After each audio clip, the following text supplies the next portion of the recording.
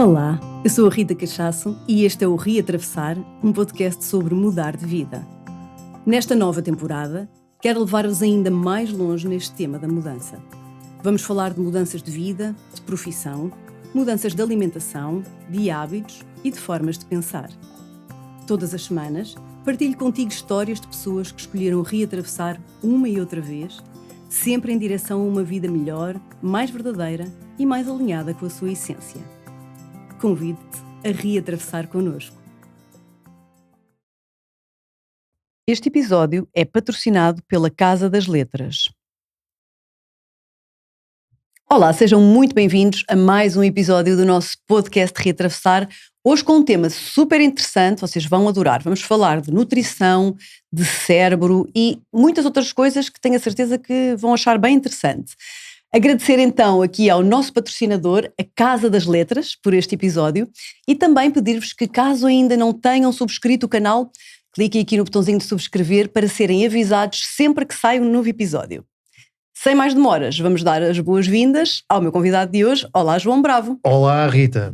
É um prazer estar aqui neste podcast. Mudar de vida, muito importante, não é? O tema do dia, diria eu.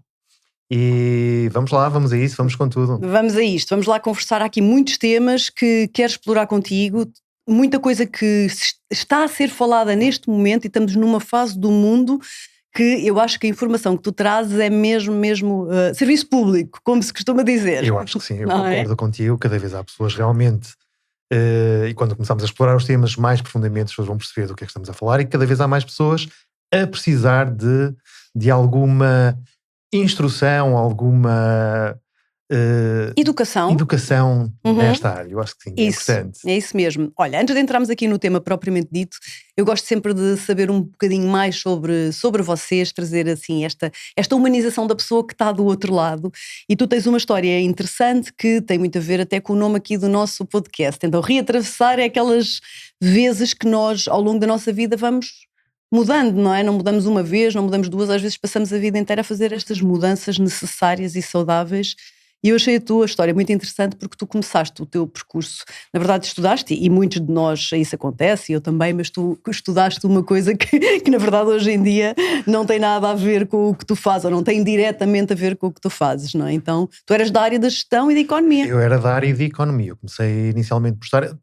Eu vim da área da saúde, na realidade no secundário eu estava na área da saúde e pensava que queria ir para a área da saúde, mas tinha uma parte dos meus familiares, nomeadamente meu pai e meu tio, que estavam ligados à gestão da banca, portanto facilmente me iam arranjar, pensavam eles, um emprego como deve ser, então fui um bocadinho empurrado para a área de economia, para a área de gestão. Certo.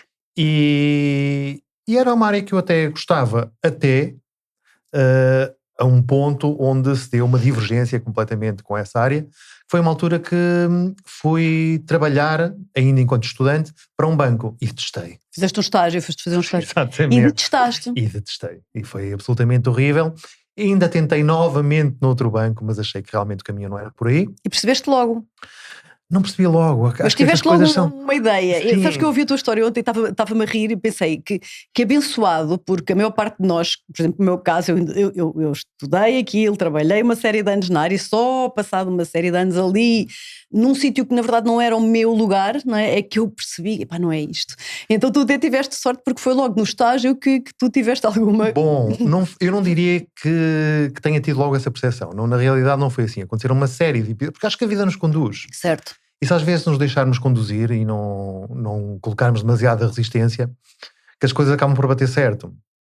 Porque na altura achei que aquilo que ia ser um drama, não achei que fosse uma coisa boa. Porque, aliás, e fui muito criticado na altura porque achavam que eu tinha todo o perfil e toda a possibilidade de ter ali uma grande carreira. Claro. E de repente eu digo, não quero mais isto e vou-me embora. Uhum. E dizer isto aos meus pais na altura foi complicado. Entendo. Portanto não foi assim uma mudança tão... Não tive o chamamento, não foi um dia, ok, não é isto que eu quero fazer. Não, aconteceram uma série de coisas que eu cheguei a um ponto e disse, não, tenho mesmo que mudar de vida. E na altura desisti mesmo da banca, disse, não, eu não quero mais isto. E ainda com o contrato a decorrer, uma sexta-feira, fechei a porta e disse ao diretor da agência, olha, eu não volto mais, esqueça. E depois, mal saí da porta, disse: como é que eu vou contar aos meus pais? Não é? Exato, claro, porque Vai é o ser, peso, eu sei vai exatamente o que é ser que tu estás a dizer, não é? complicado.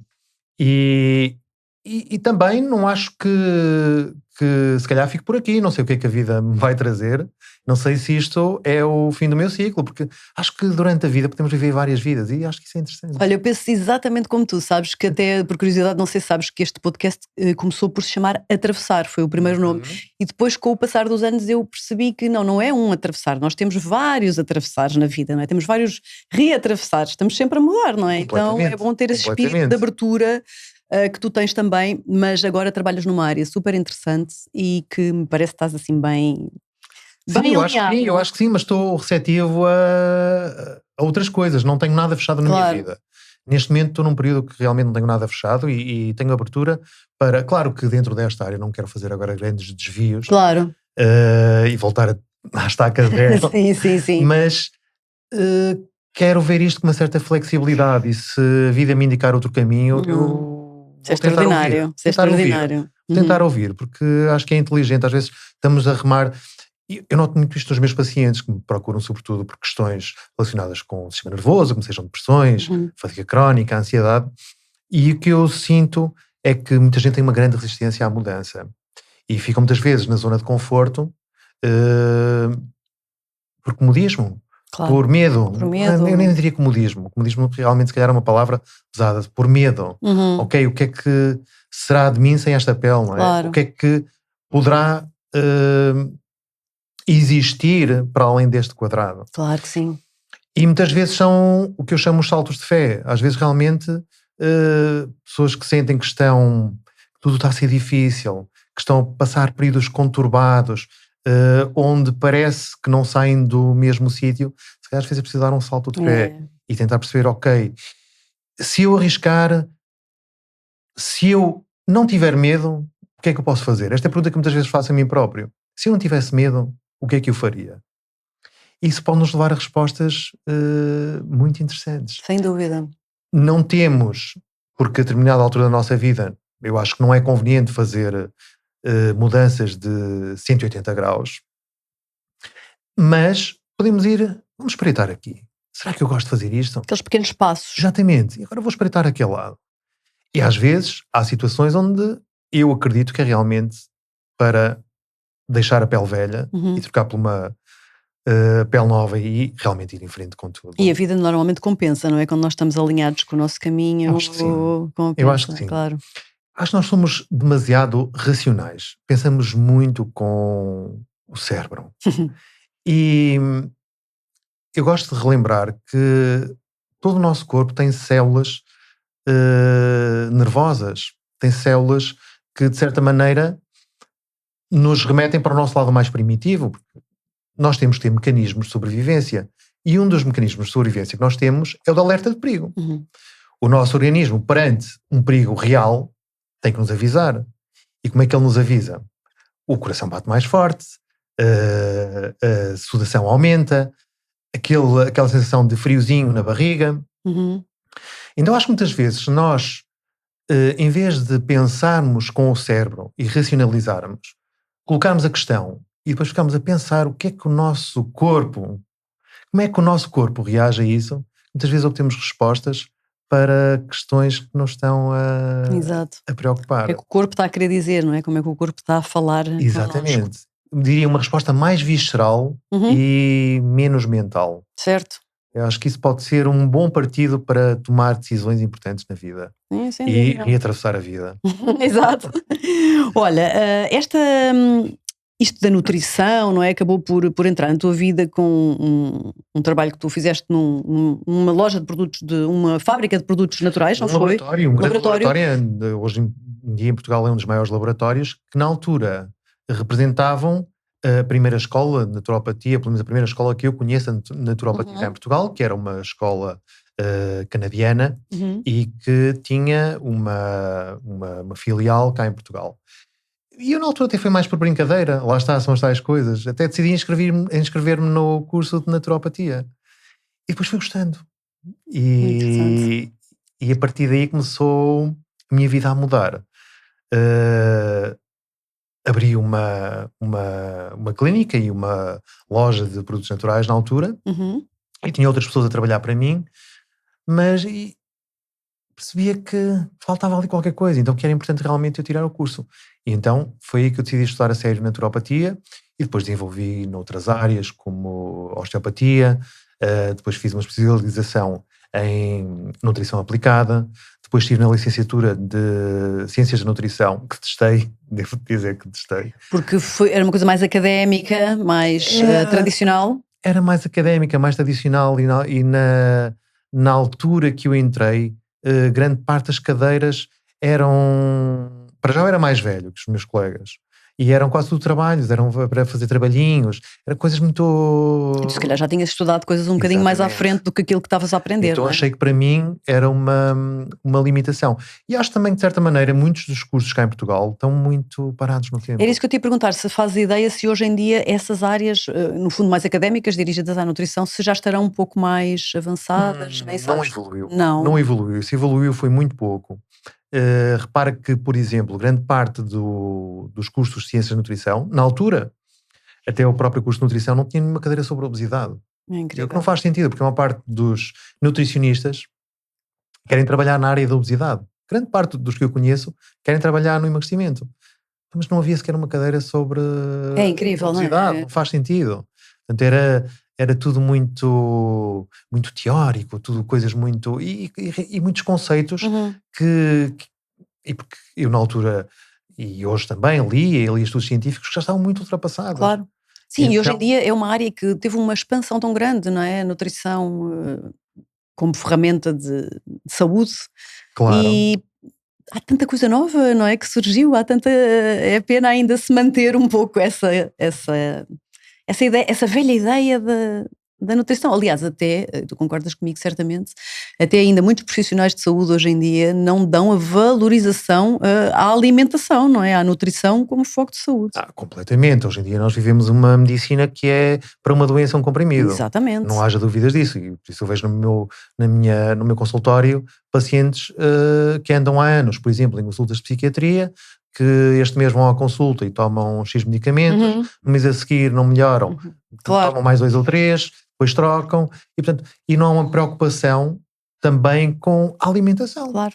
Já dizia Hipócrates, o pai da medicina, nós somos o que comemos, não é? Exatamente. E, portanto, a alimentação será a ponto de partida. Eu não direi que trata tudo, mas é um excelente começo para tratar qualquer patologia. Com certeza, e sobretudo para prevenir. E para prevenir, Não é? obviamente. Então é essa parte que eu ainda me custa, e tenho tido cá muitas pessoas destas áreas aqui no podcast, e é uma parte que ainda me custa muito ver como é que não é evidente para toda a gente que a alimentação tem impacto na saúde, não é?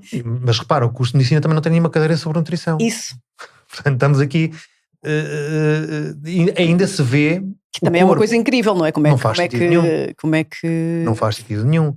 E mais, pela minha experiência, eu devo dizer que quando nós alteramos a alimentação dos pacientes, e até pedimos uma certa colaboração do médico, às vezes no sentido de pedir uma análise, ou tentar perceber se há déficits nutricionais, é um filme. É um filme. É um problema. Ainda não é levado a sério, não é? Quando... Não é levado a sério, desvalorizam, muitos ainda instigam a questão de que as medicinas não convencionais e também algumas áreas como a nutrição não servem para tratar patologias e ainda são ciências do oculto. É incrível. E já não é assim. Mas as pessoas sabem. O problema é que as pessoas já sabem, claro. Já sabem. Mas cada vez se nota mais esta guerra entre a medicina convencional e a medicina não convencional. E realmente quem tenta fazer um trabalho um bocadinho fora da caixa, olhando para o organismo como um todo, porque não podemos ver isto às peças. Cada vez mais esta visão integrativa da saúde, eu acho que faz imenso sentido. Não é só a alimentação, é o estilo de vida, é o sono, claro, é os níveis de stress, é a qualidade com que as pessoas vivem. Tudo isto deve ser levado em consideração na altura de prescrever um tratamento. E realmente, na medicina convencional, basicamente é para cada doença um comprimido. E este paradigma tem que mudar. Claro, comprimido esse que até, segundo li também num dos teus livros, vai tratar o sintoma, não é? Não vai tratar muitas vezes a causa da doença. Eu acredito que haja medicamentos que realmente possam ter uma ação muito positiva. Eu, repare, não sou contra a Claro, medicina. Para mim, o ideal seria a medicina, a nutrição, a naturopatia, a osteopatia andarem de mãos dadas colaborações. e colaborarem. Uhum. E, portanto, acredito que também haja uma grande evolução na medicina e há, obviamente, sobretudo na área da urgência, depois em áreas mais complexas, como eventualmente em oncologia e outro tipo de patologias, há realmente uma evolução. Mas isto é um pensamento meu, o que eu vou afirmar não é nada científico, mas eu acho que se investe pouco naquilo que não dá lucro. Não sei se eu me faço entender com Fazes-te isso. entender perfeitamente, mas acho que te faz entender perfeitamente, não é? Há coisas que dão muito lucro e, portanto, nesta sociedade assim está montada para que o que dá lucro continue a ser mantido, não é? E Claro, nesse caso, claro. acho que está muito evidente aos olhos de todos que há indústrias que lucram muito com muita coisa, não é? Evidentemente. É Não isso. tenho dúvidas em relação a isso. E por isso é que não se aposta mais numa medicina, digamos assim, de prevenção. Começa agora a aparecer aí qualquer coisa que eu acho que é um bom indício, mas não há uma aposta É. firme do governo, até, olha, na educação alimentar, Uhum. começando nas escolas, nas crianças, Isso. como não há noutras áreas também, por exemplo, também não há educação financeira, que se Claro. calhar seria absolutamente fundamental, como não há também educação para as doenças psiquiátricas e neurológicas. Isso. Outro dia também li alguém que falava exatamente sobre isso. Os temas principais da vida, que são esses, não é? As finanças, cedo ou tarde temos que, não é? Claro. As emoções, também não há educação emocional, não é? E saúde, essas nós não aprendemos em lado nenhum, aprendemos à nossa custa. Amarrar, eu ainda vejo a minha filha tem 11 anos, está no 6º ano, o grande foco é a nota, é estudar. E muitas vezes matérias que eu já estudei e que na realidade hoje em dia Claro. pouco me servem, ainda por cima com as ferramentas que há hoje em dia é muito fácil aceder à informação, e até informação de qualidade, não é tudo mau, mas ainda se insiste muito nesta questão É verdade. do estudar muito, de ter boas notas, de estudar até matérias que de certa maneira até já estão um pouco Já estão um bocadinho ultrapassadas, desatualizadas, não é? Não diria têm eu. uma utilidade mesmo para a vida, não é? O que se cria uma grande pressão, e agora voltando às doenças psiquiátricas e neurológicas, o que eu noto é que se cria desde tenra idade uma grande pressão nas crianças, uma tensão enorme para serem mais produtivas. E produtivas neste sentido não quer dizer, quer dizer que o produtivo é avaliado pela nota. Isso. O que a mim me faz muita confusão. Sem dúvida. Mas, Sem enfim, dúvida. Enfim, olha, cabe também a alguns de nós irem abrindo aqui as mentes, é não é? difícil. Sei. É difícil. Mas vamos lá, não é? Vamos lá, vamos a isso. Olha, João, então, aqui no tema da nutrição, tu começaste por uma área mais ligada ao emagrecimento, não é? Trabalhaste um bocadinho nessa área, mas depois percebeste que não era bem por aí que tu querias ir. Eu comecei mais até na área da saúde. Uhum. E a consequência de trabalhar em patologias como diabetes, esteatose hepática, gastrite, implica quase sempre uma mudança de hábitos alimentares. E o que é que acontecia? As pessoas emagreciam. Uma consequência de... Consequência. Uhum. Não era uma aposta firme no emagrecimento. E comecei a ser muito procurado pelo emagrecimento. E durante muitos anos foquei-me essencialmente no emagrecimento. Mas uma das coisas que eu notava também é que quando as pessoas emagreciam, quando as pessoas mudavam o seu estilo de vida, também melhoravam das doenças psiquiátricas, da ansiedade, da depressão, da fadiga crónica. Ok. E isso começou-me a tocar, até porque houve uma altura da minha vida que eu passei por um burnout, e por isso eu escrevi o livro, o Burnout, onde eu me sentia completamente assoberbado. Estávamos a falar há bocado em off, quando eu tinha quase 30 clínicas, quando fazia imensos programas de televisão, quando escrevia para tudo que era jornais e revistas, e ainda dava as minhas consultas, cheguei a um ponto que percebi que não aguentava mais, e que era necessário mudar o ritmo.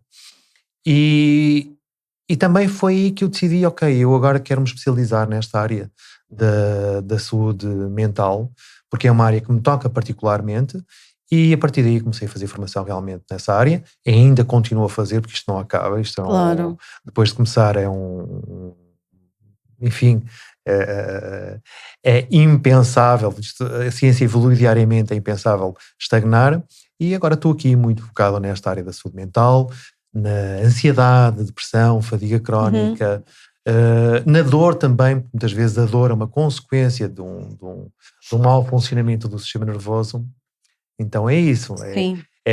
lá está, eu reatravessei várias fases, não é? Exato. Sempre uma certa abertura, que as coisas iam acontecendo de uma determinada maneira que nos acabam por puxar para ali. Então, E esta parte é muito interessante, porque talvez ainda não se fale tanto disto, agora já se fala mais, até também já há livros escritos, mas associar a alimentação a questões físicas, eu acho que até ainda já se começa a ir. Agora, associar a nutrição e a alimentação a questões mentais é que ainda é uma coisa menos falada. E é realmente extraordinário, agora queria abrir aqui este tema contigo, como é que o alimento, não é? A suplementação, a nutrição de modo geral, pode impactar as questões mentais que referiste, desde a fadiga, burnout, cansaço, depressão, não é? Como é que isto acontece? O nosso cérebro recebe a alimentação, recebe os nutrientes? parece estranho, mas não é nada estranho.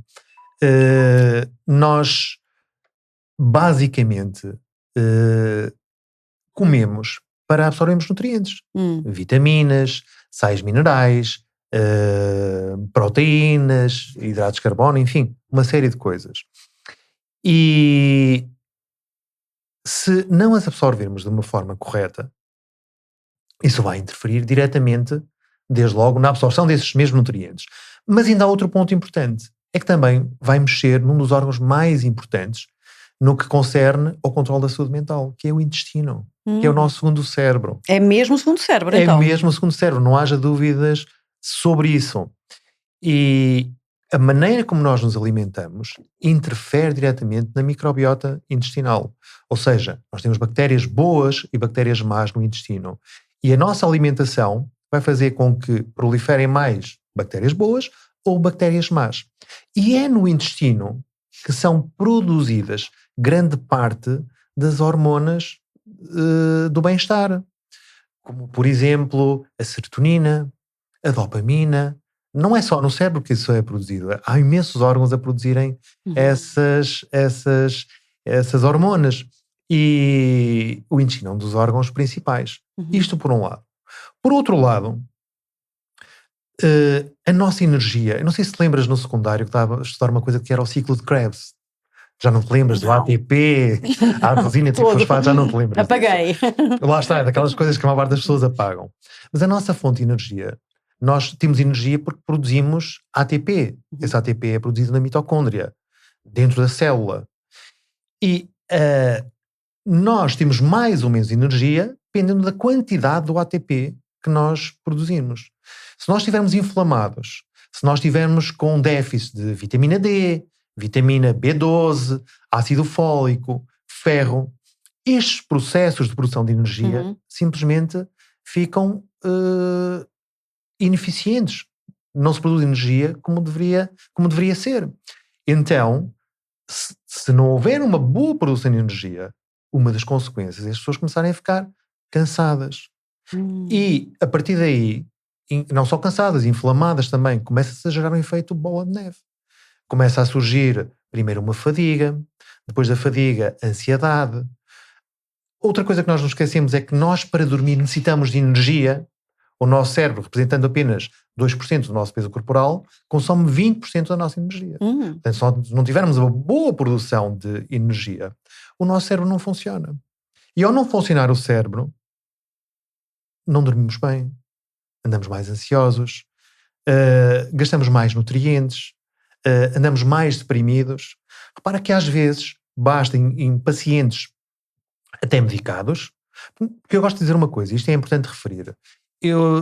A naturopatia, e o que eu faço neste caso, não é uma substituição dos tratamentos farmacológicos. Eu não quero substituir o psiquiatra. Eu quero ser o vento a favor. O que é que eu quero dizer com isto? Se é verdade que os antidepressivos agem na recaptação seletiva de serotonina, por exemplo, é muito importante que o paciente produza serotonina, que a pessoa produza serotonina. E para isso não basta tomar um antidepressivo. É preciso fazer exercício, por exemplo, mudar a alimentação, Portanto, tudo isto, portanto, eu diria que eu sou o vento a favor no tratamento das doenças psiquiátricas e neurológicas. Uhum. Exato. E este teu livro, Alimenta o Seu Cérebro, que é um livro que me parece que fala de muitas coisas que tu estavas aí a começar a referir, não é? Que é, na verdade, como é que, essa é uma boa expressão, ser o vento a favor, não É o é? vento a favor, E não exatamente. ser o vento contra, porque há aqui uma parte que eu até marquei que tu falas da neuroinflamação. E isso é um tema muito. Olha, e vou dizer uma coisa, e contrariamente ao que eu pensava quando estava a escrever o tema, este livro, desculpa, este livro teve muita investigação. E na altura, quando eu estive a estudar a parte científica dos marcadores inflamatórios, eu achei que me iriam aparecer poucos pacientes com esses marcadores alterados na consulta. A verdade é que eu devo dizer que 90% dessas pessoas aparecem com esses marcadores de inflamação alterados. E consegue-se ver então isso, não é? Consegue-se ver a inflamação neurológica. Há dois marcadores que são, para mim, evidentes quando existe neuroinflamação, que é uma homocisteína aumentada e uma ferritina aumentada também. Aumentada, curioso. Aumentada, inicia inflamação. E repara, o facto de... Imagina que tu tens uma ferida na pele.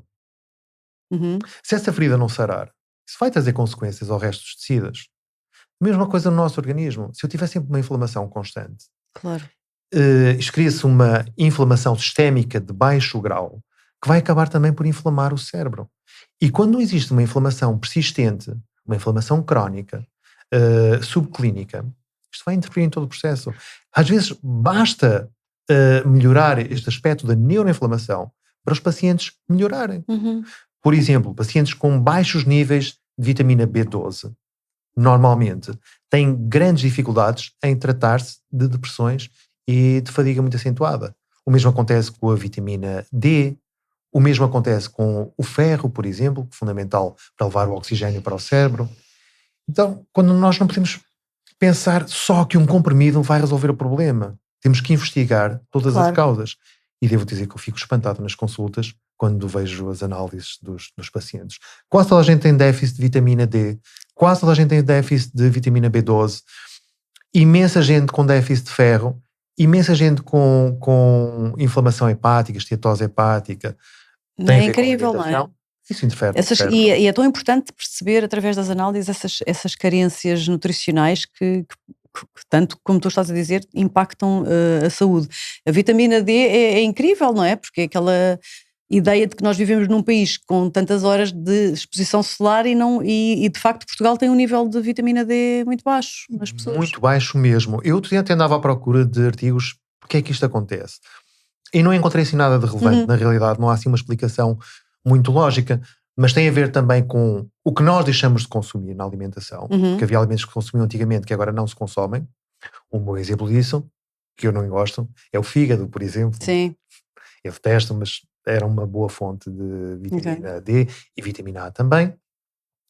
E, apesar de termos muito sol, cada vez passamos menos tempo na rua. Pois, exato. Cada vez estamos mais tempo em frente aos ecrãs. Certo. Não é? Portanto, claro que é fundamental, eu pacientes muito deprimidos, uma das coisas que aconselho, a primeira coisa que devem fazer de manhã é olhar para a luz do sol, havendo o sol, ou por outro, olhar para a rua, e se possível vir para a rua, havendo ou não sol, e se possível fazer logo uma caminhada da parte da manhã para haver realmente absorção não só de vitamina D, porque não é absorvida diretamente através do sol, o sol ajuda na estimulação, mas para haver a absorção daquela luz que nos permite também sincronizar com o nosso ritmo biológico interno. Exatamente. Muitas vezes também estamos desincronizados com o nosso ritmo. Certo. E a vitamina B12 também é muito importante, não é? Fundamental. O sistema nervoso não pode funcionar sem o complexo das vitaminas B, e a B12 tem aqui um papel preponderante. Nós vivemos numa época em que desembrulhamos muito e descascamos pouco. E isto é uma consequência. Desembrulhamos muito e descascamos pouco. Exatamente. O que eu quero dizer com isto? Processado, portanto. Estamos em alimentos mais processados. Comemos alimentos muito, muito processados e poucos alimentos com vida, com prana, como dizemos na área do yoga, com prana, não é? Prana, que a energia vital. Chi, como dizem. Exato. As várias... Isso é tudo. E lá está, estamos a falar. Vocês chamam prana. É verdade. quando eu falava há bocado da energia e quando eu falava do ATP, é isso. É o prana. Como é que nós podemos despertar o nosso prana? Interessante. Os chineses dizem chi, não é? Os japoneses exatamente. ki. Portanto, há no mundo inteiro nomes diferentes para a mesma coisa, que é energia. No yoga, a respiração é fundamental, é uma das práticas que também ajuda na produção de energia e da ATP, porque estamos a falar disso. Portanto, repara que o yoga sendo não sei se posso chamar de terapia. Não, acho que não. Uma filosofia, uma tradição, sim. Milenar, vai bater certo com o que estamos a falar aqui hoje, não é? Como é que antigas tradições já tinham muito esta sabedoria, não é? Que hoje tanta coisa que se está a descobrir. Olha, aqui uma curiosidade sobre a B12, se me permites, que é aquela, se não me engano, é a única vitamina que vem apenas através da carne de vaca? Sim, há noutros alimentos, mas realmente é mais na carne de vaca. Isso é que os vegetarianos não. Era isso que eu te ia perguntar. Então, quem tem um regime vegetariano ou vegano, tu achas que deve suplementar?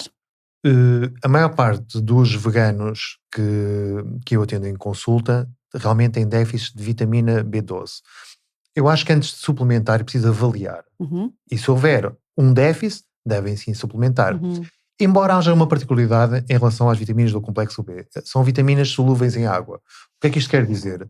Mesmo que tomes uma quantidade a mais, isso não te vai prejudicar porque vai ser eliminada. Ela é eliminada. Exato, não há problema nenhum. Todas do complexo B, sim. Sim. O mesmo já não acontece com a vitamina D, com a vitamina A ou com a vitamina E, que são solúveis na gordura e têm um efeito cumulativo. Ou seja, se consumires doses muito elevadas de vitamina D, pode chegar a um ponto, por acumulação, em que se gera toxicidade. Claro, e já não é bom estar a fazer o efeito. E a C, já agora, só por curiosidade? A vitamina C não. A vitamina C é uma hidrossolúvel. Também vai. Mas tem algumas particularidades. Nem toda a gente deve tomar vitamina C e a maior parte da vitamina C que há no mercado é sintética. Ou seja, não encaixa bem naquilo que o nosso organismo realmente necessita. Sim. Há vitamina C de qualidade, como por exemplo a vitamina retirada da roseira brava, ou da acerola. São boas formas de vitamina C. E a vitamina C também se comporta como um antioxidante. Mas, em alguns casos, é preciso ter algum cuidado com os antioxidantes. Pessoas que têm doenças oncológicas, pessoas que têm algumas patologias específicas, não devem tomar ou não devem abusar dos antioxidantes. É preciso ter aqui alguma cautela. Mas sim, se tomarem 1 ou 2 vezes por ano não há problema nenhum. Não devemos estar sempre a tomar as mesmas coisas. Até porque, em diferentes alturas do ano, o nosso organismo tem diferentes necessidades. Claro. Então é preciso fazer uma avaliação. Claro. Portanto, o ideal é sempre fazer um trabalho individual, não é? Claro. Para perceber a especificidade de cada um, até no momento. Nós estamos sempre diferentes. Não estamos... Sabes que eu noto, Rita, que as pessoas cada vez mais se automedicam. Pois.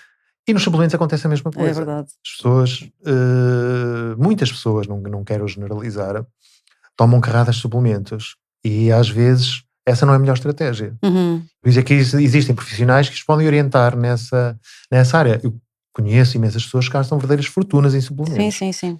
E nem por isso têm resultados melhores. Às vezes mais vale um bom suplemento, bem orientado, bem prescrito, do que 10 suplementos que não têm... É verdade. Que são aleatórios e que não têm uma... Claro, e ir vendo, ir avaliando isso é muito importante. Ok, olha, então agora diz-me aqui, João, Alimente o Seu Cérebro, que é o nome deste teu livro, e tu, além de muitas outras dicas que dás, falas também mesmo de alimentos propriamente ditos, não é? Então diz-me uma coisa, o que é que são os alimentos bons para o cérebro? Os alimentos bons, não há só um. Há vários. Há vários. Eu se calhar vou começar, se não te importares, fazer o exercício ao contrário. Quais é que são maus? Os maus, boa. Ia-te perguntar a seguir, mas assim eliminamos logo os maus.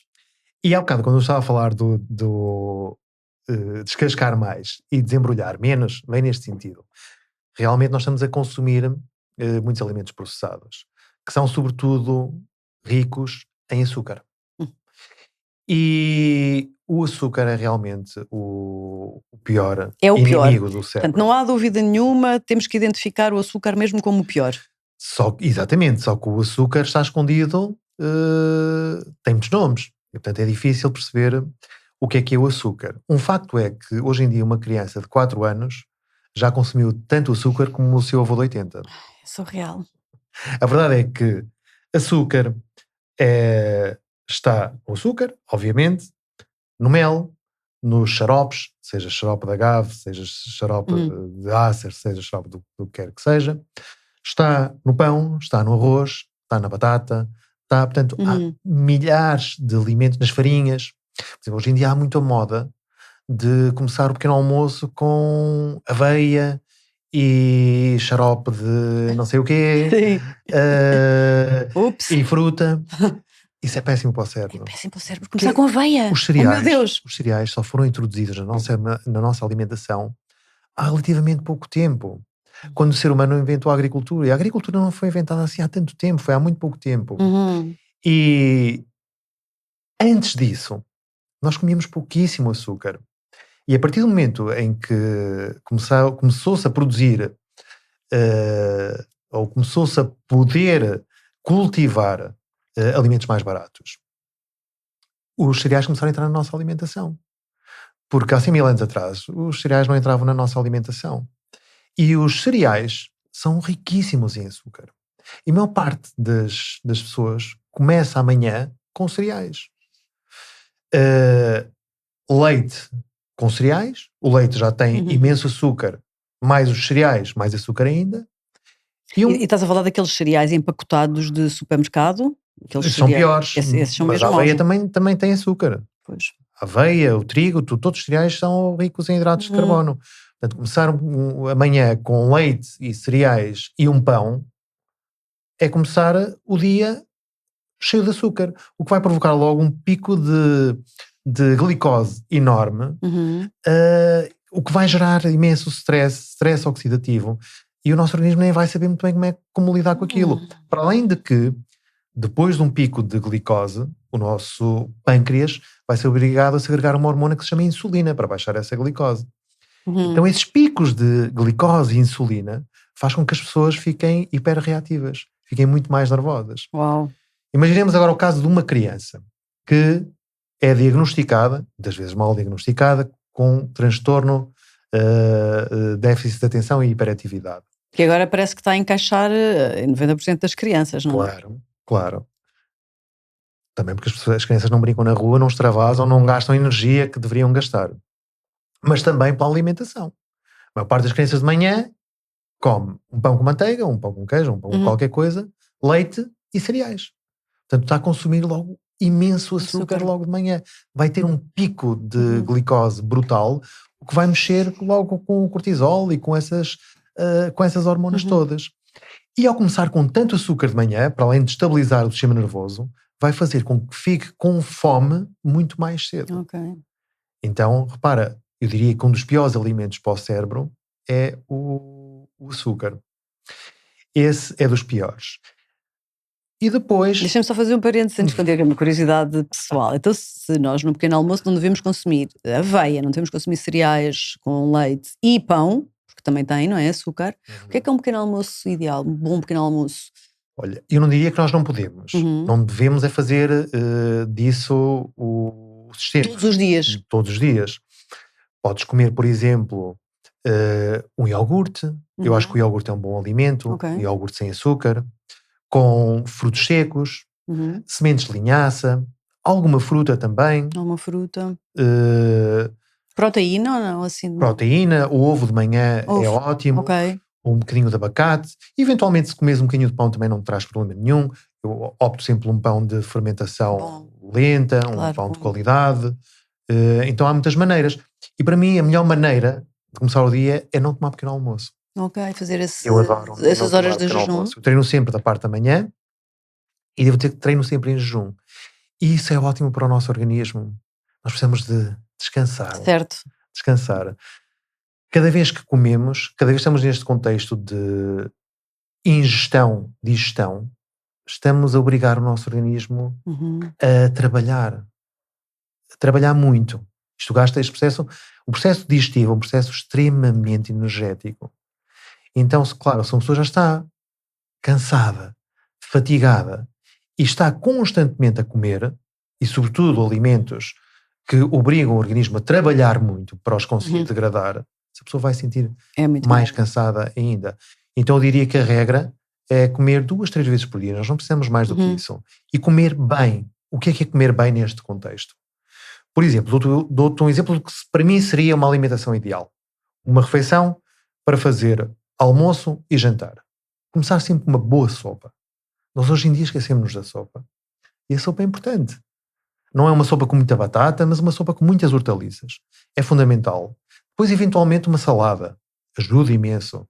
Vamos buscar aí muitas fibras, vamos buscar aí nutrientes fundamentais.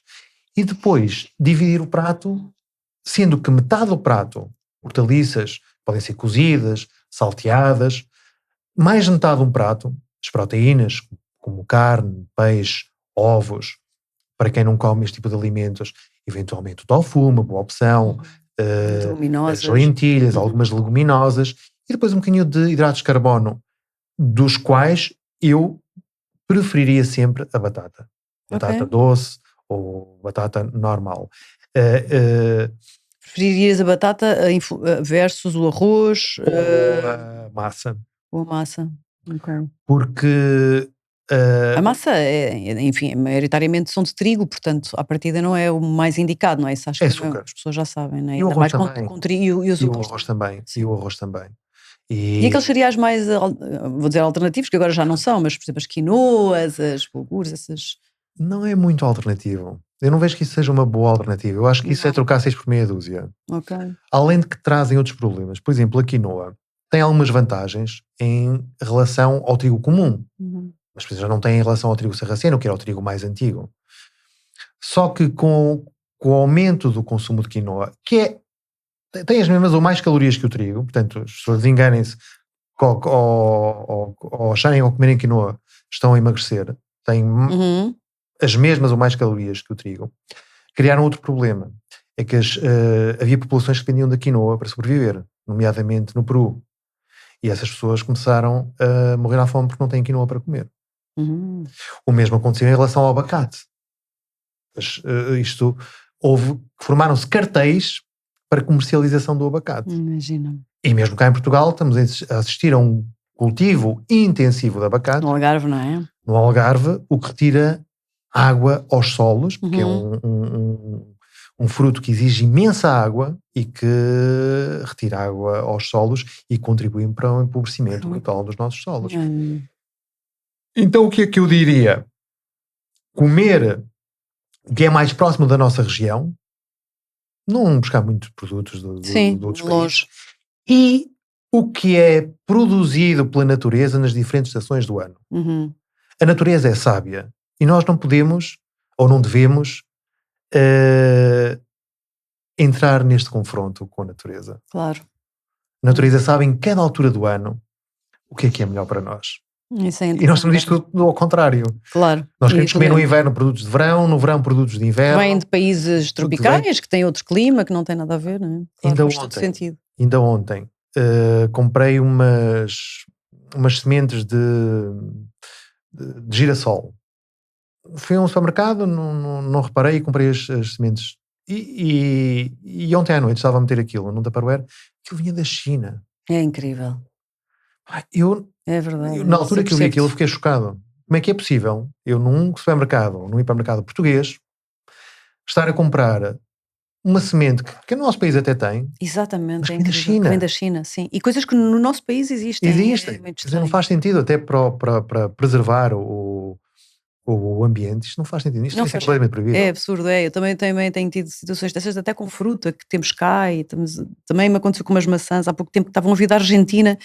E eu pensei exatamente a mesma coisa. Meu Deus, maçãs da Argentina. A sério, há maçãs aqui, como é que... Há maçãs aqui, as melhores maçãs do mundo. Pois, e vou dizer uma coisa, eu conheço produtores de maçã ali na região do centro do país e garanto-te que a maior parte das nossas maçãs quase não têm aditivos nenhum. Eu acredito, claro. As pessoas compram maçãs que vêm desses países. E nem veem, não é? Porque eu até estou curiosa e interessa-me, mas a maior parte das pessoas nem sabe de onde é que vem aquilo, nem quer saber. Portanto, isso também é uma coisa boa para começarmos a falar, não é? Que é ter a educação de ver os rótulos, não é? Isso é todo um tema. De onde vem o produto devia vir a vermelho. É verdade. Eu às vezes tenho dificuldade em ver onde é a proveniência Pois a partir de uma certa idade nós começamos a ter dificuldade. Não é só por isso. Ver aqueles rótulos pequeninos bem também. Eles escondem muito bem, não é só por isso. É verdade, é Porque verdade. já há consumidores que se preocupam com isso. Claro. Olha, João, não me quero perder aqui, portanto, muita coisa para te perguntar. Então, estávamos nos alimentos péssimos, o açúcar é o principal. Claro. E que mais alimentos é que não são bons para o nosso cérebro? Sobretudo, eu diria que o trigo e as farinhas seriam os alimentos a evitar. Eu também não gosto particularmente do leite, com exceção do iogurte, que não deve ser consumido todos os dias. Na realidade, o leite tem lactose e há muita gente que tem intolerância à lactose. Para além disso, também tem outra proteína que é a caseína, que é uma proteína pró-inflamatória. E, portanto, quando nós, há bocado, estamos a falar da neuroinflamação, se o objetivo é reduzir a inflamação, também retirar os alimentos que provocam inflamação. E o trigo e o leite são dos alimentos que eu retiraria logo numa primeira consulta. E quais é que são os alimentos bons para o nosso cérebro? O que é que nós precisamos? Precisamos de boas proteínas de qualidade. O ovo é um alimento realmente muito importante, peixe e carne também, algumas leguminosas, como sempre as lentilhas, e o que nos está a faltar, sobretudo às crianças, que é as hortaliças. Legumes frescos, hoje em dia não estão, e também as frutas. Okay? Se nós fizermos proteína com hortaliças e um bocadinho de hidratos de carbono, nós já temos uma alimentação. Portanto, num prato sempre a maior parte proteína e hortaliça. Metade do prato hortaliças e mais de um quarto dividindo o prato a proteína. Na realidade nós precisamos de um rácio de proteína que é 1,2 gramas por quilograma de peso corporal. Portanto, um bife do tamanho da mão. Também nós comemos muita proteína. Também é um problema, porque o excesso de proteína também é pró-inflamatória. Então não precisamos tanta proteína. Um bife, 2 ovos já cobrem quase as necessidades diárias de proteína. Então eu diria que comer menos um bocadinho também. Claro. Nós comemos muito. Ovos diariamente, sim ou não? Depende dos casos. Há pessoas, tenho visto isso ultimamente, que ao comerem ovos diariamente começam a desenvolver reações alérgicas. Portanto, o ovo é um bom alimento, mas não para todos. Portanto, tem que haver aqui algum critério no consumo de ovos. Se eu comer... Nós podemos ser os melhores médicos nós próprios. Se eu comer um alimento e esperar 15, 20, 30 minutos e perceber como é que eu me sinto a seguir, eu vou perceber se esse alimento é bom ou não para mim. Um dos exercícios que eu recomendo as pessoas fazerem e que faço com os meus pacientes, retiro-lhe alguns alimentos durante um mês e depois peço-lhes para os irem reintroduzindo um por um com o espaço de 3 dias. E as pessoas vão começar a perceber como é que reagem a cada alimento. Aí fica muito evidente que é aquele alimento que não está a fazer bem. Exatamente. Mas eu diria que o alimento número 1 para eliminar é realmente o açúcar. Esse seria o primeiro, seguido do leite e derivados, eventualmente com exceção do iogurte, alguma manteiga e os cereais. Os cereais... Repara, o objetivo hoje em dia é produzir mais com o mínimo de quantidade de recursos. É as pessoas conseguirem comprar alimentos baratos. E os alimentos baratos normalmente são alimentos com uma grande densidade energética. Quais são? Os cereais. Repara que estão-se a destruir florestas importantíssimas para o nosso planeta, como a Amazónia, para produzirem soja. E depois a soja vem no meio de tudo. Desses produtos processados que as pessoas comem. E que a soja, por exemplo, é altamente pró-inflamatória. Está muitas vezes, os produtos que as pessoas compram, embalados, carne até, uma porcentagem é carne, outra porcentagem é soja. Ou outro tipo de cereais. Está tudo encapuçado. Porquê? Porque é barato. Claro. E nem toda a gente tem dinheiro para consumir proteínas de qualidade. Sim. Então muita gente opta por produtos de baixa qualidade. É um problema, não é? Antigamente falava-se muito do caso da China. A China era um daqueles países que havia um rácio de cancro muito baixo. Porquê? Havia 2 alimentos que eles não consumiam. Eles eram muito pobres. Não consumiam leite e derivados e não consumiam carne. Hoje em dia a China é um dos maiores consumidores de carne e de leite e os rácios de cancro aumentaram exponencialmente. O rácio de doenças psiquiátricas e neurológicas também aumentou exponencialmente. No caso da carne, talvez não tenha a ver diretamente com a carne, mas com a qualidade da carne, será? Não, com a quantidade de proteína proteína na alimentação. Eu quando há bocado dizia 1,2 gramas por cada quilograma de peso corporal por dia, já estou a falar de pessoas atletas. Ok. Atletas. Uma pessoa normal 0,8 ou 1,2 seria o máximo de proteína por dia. Mais do que suficiente. Eu diria que hoje em dia se morre mais por excesso de comida do que por fome. Sim, e há, Portanto, e há esse é o países processo. onde isso é muito evidente. No ano passado fui aos Estados Unidos e realmente é assustador ver a condição física, não é, do país supostamente mais desenvolvido do mundo, em que as pessoas estão todas obesas, é mesmo Claro, muito claro. triste. E quando a condição física piora, a condição mental piora também. Uhum. E esta é a palavra-chave que eu queria deixar aqui no programa. É que nós não podemos ser mentalmente saudáveis num corpo não saudável, num corpo com excesso de peso, num corpo desnutrido, num corpo com falta de nutrientes fundamentais. Então o vento a favor é isto, é aportar à alimentação nutrientes que muitas vezes fazem falta. Existem pessoas que andam há 10 anos, 20 anos a tomar antidepressivos ansiolíticos e não melhoram. E às vezes quando fazemos melhorias estratégicas na alimentação e lhes damos alguns suplementos, essas pessoas começam a melhorar a sério. E também alterações do estilo de vida, obviamente. Claro, e tu deves ter muitos casos que tens acompanhado e tu tens essa.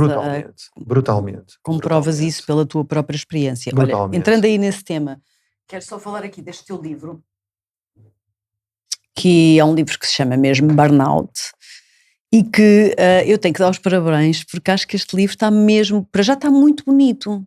Obrigado. Está mesmo muito bonito. Eu gosto muito de livros e quando abri este achei que estava bonito. Tem umas ilustrações bonitas, Gostei muito das ilustrações. Não fui eu que as fiz, foi a Casa das Letras. Mas está incrível. Mas gostei também. E este é um tema que eu queria também reservar aqui um bocadinho do podcast para falar contigo, porque de facto é um tema que se ouve imenso. O burnout é uma epidemia, ultimamente. É tão frequente, não é? É tão frequente o burnout que na verdade depois eu até marquei aqui para ler, não é? O conceito de burnout foi descrito pela primeira vez em 1974. Antes disso não se falava. Deixa-me só citar aqui esta frase que tu tens, que é muito interessante. Portanto, segundo a pessoa que fez a descrição pela primeira vez, não é? Herbert Freudenberg, burnout define-se como um estado de fadiga ou de frustração motivado pela consagração a uma causa, a um modo de vida ou a uma relação que não correspondeu às expectativas. Isto é super interessante. Isto é super interessante porque a maior parte das pessoas está a viver vidas que não estão a corresponder àquilo que elas gostariam. Portanto, é natural que nós estamos numa sociedade onde a maior parte das pessoas estão infelizes, grande parte, se calhar, do seu tempo. É claro que o burnout é uma coisa comum. Burnout, as pessoas ligam muito isto às profissões, ao trabalho. Mas não é burn, é queimar, e out é queimar literalmente. E isto vem no seguimento do que nós falamos no início. O que é que nos ensinaram quando nós éramos miúdos? Vais para a escola, estudas muito, vais tirar um curso e vais ser muito feliz. E as pessoas fizeram isso. Exato. E perceberam que não são muito felizes. Ok? Não são muito felizes, que os níveis eu acho que os níveis de produtividade baixaram, não é isso que eu ia dizer. Os níveis de exigência aumentaram brutalmente. Brutalmente. Hoje em dia uma pessoa normal faz o trabalho de 2 ou 3. E para além disso depois há outra questão, que as pessoas não têm descanso ativo. Hoje em dia com as notificações, com as redes sociais, com os e-mails, as pessoas estão sempre a ser notificadas. Estímulos diversos. Imensos estímulos. Portanto, por um lado há uma sobrecarga de trabalho, há uma frustração também porque as pessoas estudaram, trabalharam e não são felizes, e depois há outro problema que veio sob o meu ponto de vista, com as redes sociais, que é o da comparação. É que hoje em dia, eu vou pensar num agricultor há 60 anos atrás. Um agricultor acordava de manhã e estava deprimido. E hoje não me sinto nada bem, estou deprimido, meu Deus, minha vida está um caos. Mas vou ter que labrar a terra. E pegava na sua enxada, ele ia labrar a terra e aquilo acabava por passar. Hoje em dia, na agricultura que nós praticamos, nos nossos trabalhos, nós acordamos assim. íamos trabalhar contrariados. E abrimos as redes sociais, o Facebook, o Instagram, o TikTok, sei lá, uma rede social qualquer, e vimos toda a gente feliz. Toda a gente está aparentemente feliz. E imagina a frustração que esta pessoa deve sentir. Quer dizer, eu estou aqui super deprimido, ansioso, e esta malta está toda bem disposta. O que é que eles fazem que eu não consigo fazer? O grau de frustração que isto deve gerar. Claro, é verdade, claro. Claro, isto retroalimenta-se. Isto leva as pessoas à loucura. Sim, e quem diz, até vamos mais longe, não é? Porque quem diz profissão até diz outras áreas, não é? Por exemplo, a área relacional, não é? Porque também há um chip, casa, ter filhos, reproduz-te, ser feliz, e às vezes isso não acontece nessa área também, não é? Até como aqui a citação que li, Claro. não é? E a mesma coisa acontece, não é? Parece que toda a gente tem ali um modelo de vida perfeito e eu não. Não consigo. Toda a gente vive num mundo perfeito. Claro. E eu não consigo. E quando comparamos a isso que nós vemos, e na realidade não é simples, se levássemos os telhados da maior parte das casas, Com certeza. veríamos facilmente que não é assim. Que somos todos humanos. Hoje em dia, o que é que as pessoas, exatamente, o que é que as pessoas almejam? Grandes carros, grandes férias, toda a gente a viajar, toda a gente a fazer imensas coisas que eu às vezes questiono como é que é possível as pessoas fazerem, mas por outro lado puseram completamente de parte um dos conceitos mais importantes, que é conviver. Conviver é fundamental. Estar com outras pessoas é fundamental. Relacionar-se, não só amorosamente, mas também teres um convívio social. Isso é importante. É aí que grande parte das nossas frustrações se diluem. E depois, também deixaram de ter tempo para outra coisa que é importante, que é cuidar do corpo. É exercitarem-se. E como deixaram de ter tempo para estas coisas todas, também deixaram de ter tempo para se alimentar bem. Porque a maior parte das pessoas já chega tão cansada ao final do dia, que só em pensar em ter que fazer um jantar. Claro, é mais fácil comprar qualquer coisa já feita. Qualquer coisa, está tudo ligado, não é? Tudo e o próprio exercício físico, tu referes muitas vezes em ambos os livros, que é muito importante, não é? Rita, ninguém se cura de uma depressão sem fazer exercício físico. É verdade. Fique bem claro isto. É impossível. É absolutamente impossível. Impossível. E tem a ver com o quê? Tem a ver com, se não aumentar a serotonina, a dopamina, a acetilcolina e outros neurotransmissores, os antidepressivos nem fazem o efeito que deveriam fazer. Portanto, há pessoas carregadas de antidepressivos que bastaria fazerem exercício para os efeitos do antidepressivo se multiplicarem de uma forma exponencial.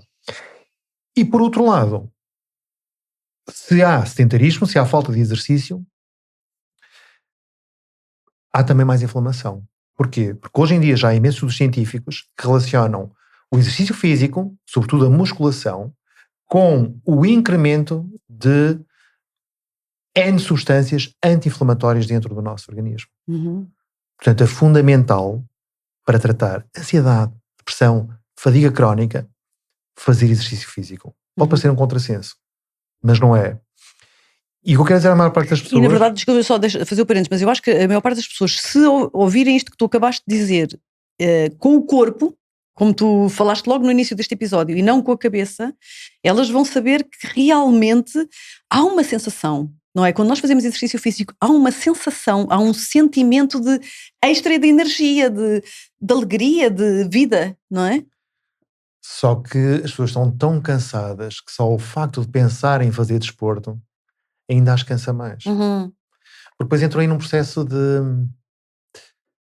entram numa rotunda mental. Claro. Ou seja, começam a entrar numa luta com a própria mente. E o conselho que eu daria a quem quer começar é não pensar muito. A pessoa entrou em guerra com a mente e a mente é sempre. Se começamos a entrar nessa, eu tenho que ir treinar, mas não me apetece. Não me apetece. Eu não quero. E a mente começa, se fosse, e agora está a chover, e agora está frio, não vou amanhã. A mente vai ganhar sempre esta batalha. Por outro lado, se eu disser, ok, não me apetece nada ir, mas vou 5 minutos. Só 5 minutos. E o pensamento tem que ser este, pouco, mas consistente. A mente começa a mudar. A mente começa mesmo a mudar. Hoje são 5, amanhã são 6, depois são 10, depois são 15, e as pessoas vão introduzindo estes hábitos no É seu verdade, dia-a-dia e vão melhorando. As grandes mudanças é assim que se processam, não é? Com esses Claro, pequeninos passos claro, diários, claro, sim. claro. E talvez também, agora se me permites acrescentar, acho que às vezes a experimentar coisas diferentes, porque a pessoa se calhar um vai se animar mais com um tipo de exercício, outros com outro. Às vezes há pessoas a quem eu até digo, olha, vai dançar, uma aula de dança às vezes é uma coisa boa para iniciar, não é? A pessoa mexe-se, tem aquela parte de cardio e às vezes é esse começo que depois vai gerar, não é? É incrível uma pessoa que vá dançar e que gosta de dançar, obviamente, eh, vai ganhar logo em dois campos diferentes. Em primeiro lugar, porque está a fazer algum exercício, e em segundo lugar, porque está a conviver com outras pessoas. Uhum.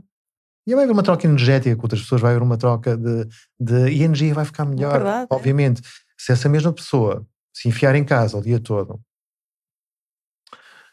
a ver séries, e repara que cada vez as séries estão mais violentas, que é outra. Isso nós temos aqui conversa para Sim, meia dúzia de sim, dá, dias. dá, pois com certeza, sim.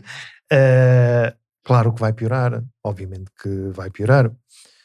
Então o que eu diria às pessoas é: deem o primeiro passo, só 5 minutos, Uhum. mas diariamente, faça chuva, ou faça sol, ou esteja calor, ou esteja frio, façam Uhum. qualquer coisa. Uhum. Eu ainda ontem consultei um paciente de 30 e poucos anos e que já estava a ser seguido na psiquiatria há 10 anos e não tinha melhorias nenhumas.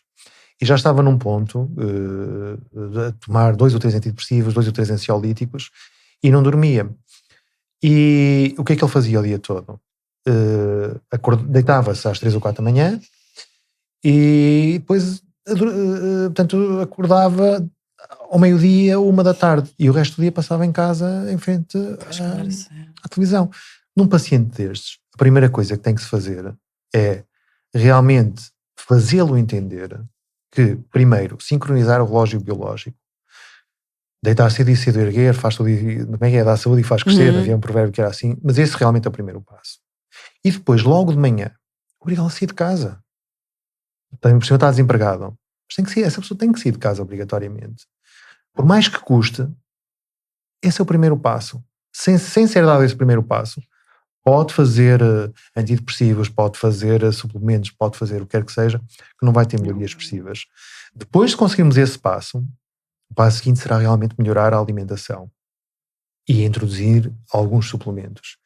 E se a pessoa fizer isto com consistência, vai acabar por melhorar. Eu não digo tratar, porque tratar é uma palavra... Claro, e tem outras implicações por trás. Exatamente. Mas vai melhorar de certeza Claro. absoluta. Qualquer pessoa num estado depressivo, num estado ansioso, num estado de fadiga crónica, se colocar alguma coisa de exercício físico, vai sempre melhorar. Não tem como. Não há volta a dar. Isso é Não há volta a dar. é uma mensagem muito importante, porque há muita gente a precisar dessa ajuda, não é? Muita gente em estados depressivos, em estados de esgotamento, de ansiedade, e é bom ter agora ouvir esta conversa para ver que às vezes são estes pequeninos passos Claro. que são o trampolim para depois começar, então vamos lá pegar nisto. Mas repara, os nossos governos estão preocupados com isto. Alguma... não poderia haver nos bairros, nas cidades, nas aldeias, sítios onde as pessoas pudessem encontrar para treinar, para poder fazer qualquer coisa? Não, uma parte das pessoas ainda, já com os problemas do dia-a-dia, ainda tem que despender algum dinheiro e energia para irem para o ginásio. Isso custa-lhes às pessoas. Claro. De certa maneira fossem puxadas para um sítio onde pudessem conviver com outras pessoas, se pudessem fazer algum exercício, as pessoas iam melhorar. Isto seria uma ferramenta terapêutica. Mas isto também não dá dinheiro a ganhar a ninguém. Claro, não é? claro que não. Nem tão pouco comer os bons alimentos. Exatamente, exatamente. Olha, vou mesmo sugerir que quem sinta que está perto de uma situação dessas, que espreite aqui o teu livro, porque Eu agradeço. é bem interessante e fala de tudo isto de uma forma integrativa. Não é um livro que diz só é isto, não, é todo um todo. Então abre bastante a mente e depois no fim ainda tem aqui uma série de receitinhas Boas. porreiras, claro. Boas. Eu acho que sim, eu acho que faz todo o sentido as pessoas lerem, porque este livro realmente, o Burnout, não é um livro só para o burnout. É para quem tem stress, para quem tem ansiedade, para quem tem depressão. E quem é que não tem? Nos dias de hoje, eu diria que todos temos. Que a maior parte das pessoas tem, não é? Eu diria que se calhar o segredo é aprender a gerir estas questões Isso. da melhor maneira possível. Isso. Boa. sem curas milagrosas. Olha, João, tínhamos aqui conversa para 3 dias. Ou mais? Se calhar vais ter que voltar um dia destes. Vamos a isso. Estamos aqui a chegar ao nosso ponto, mas olha, gostei imenso de falar contigo e realmente há muita coisa para falar neste tema e estamos aqui a dar a possibilidade às pessoas de também ouvirem novas coisas E quem sabe, e questionarem Quem sabe? também, não é? Questionarem. e se tocarmos uma pessoa, já fico muito contente. É verdade. Então, se isto fizer o clique a alguém, Vamos fazer. Partilhem aqui se fizer o clique. exatamente, partilhem, porque isto realmente às vezes as pessoas ouvem e têm o clique e eu acho que são este tipo de serviços, que podemos chamar assim, estes podcasts, estas pequenas conversas que às vezes bloqueiam muita coisa. Isso E mesmo. então quem está a precisar de reatravessar, Vamos lá. ouça e partilhe, porque realmente pode fazer a diferença. Às vezes parecem coisas tão simples, Mas é por aí, não é? É por aí que começa. é por aí. É isso. Sob o meu ponto de vista, esse é o caminho. É verdade, João. Olha, as pessoas podem encontrar os teus livros em qualquer livraria, Sim. não é? Normal. Livrarias, hipermercados. E quem quer trabalhar contigo, quer agora ter uma consulta, tu fazes também online, portanto, tens o teu centro no Porto. No Porto, sim, mas posso deixar o meu contacto telefónico da Clínica do Porto e depois haverá alguém que agendará e é o 220-998-912. Ok, nós também podemos marcar no... Mas tu dás depois online, porque pessoas que não são do Porto cada podem... Cada vez mais. Pelo menos para as pessoas terem uma... Às vezes não é preciso ter meses de consulta comigo. Às vezes, numa ou duas consultas, conseguimos com que a pessoa orientar a pessoa num sentido do que é realmente uma vida correta e do que é necessário para melhorar das patologias das quais sofre. E então é esse o meu objetivo, é ser o vento a favor. O vento a favor, exato. Façam ou não medicação, podemos ser sempre o vento a favor. Claro. Tens também a rede social, onde publicas vários videozinhos com muitos destes temas que falámos, portanto é o teu nome, não é? Dr. João Bravo. Dr. João Bravo, Boa. quer no Instagram, quer no Facebook, no TikTok também. Olha, TikTok, e agora deixei o YouTube porque não tenho tempo para... Não dá para tudo, não não é? dá para tudo. E já são conteúdos a mais. E devo dizer que mesmo esta gestão dos conteúdos às vezes não é fácil. Pois não. Mas já é muita informação que as pessoas podem ter acesso e vejo que tu falas muitas vezes de suplementação, de dicas e isso é interessante. Portanto, também acho... E sabes uma coisa que eu tento fazer é... Porque hoje em dia a caça ao like tornou-se uma epidemia e há muita gente a postar conteúdos que são virais, de facto, mas que não são cientificamente corretos e não são a melhor orientação para a grande parte das pessoas. Então, convido também as pessoas a começarem a escolher conteúdos confiáveis. Não sou só eu, há muita gente que tem conteúdos confiáveis. Escolham bons conteúdos. Boa. Para o vosso cérebro, para alimentar também o vosso cérebro. Exatamente. E não andem sempre a fazer scroll. Isso. Vejam os conteúdos do princípio ao fim, que é muito importante. Obrigada, João. Foi uma ótima conversa. Rita, obrigado. Eu que agradeço e espero voltar aqui. Acho que sim, temos muita conversa para pôr em dia. Obrigado. Obrigada, João. Obrigada a todos por terem assistido aqui a mais um episódio do nosso Reatravessar. Este aqui, comentem mesmo aí em baixo o que é que vocês acharam, se isto despertou alguma coisa, se ficaram curiosos para saber mais sobre o vosso próprio corpo, porque ele realmente dá todas as respostas. Subscrevam o canal para serem sempre avisados do novo episódio e encontramos-nos aqui num próximo Reatravessar. Até lá. Este episódio foi patrocinado pela Casa das Letras.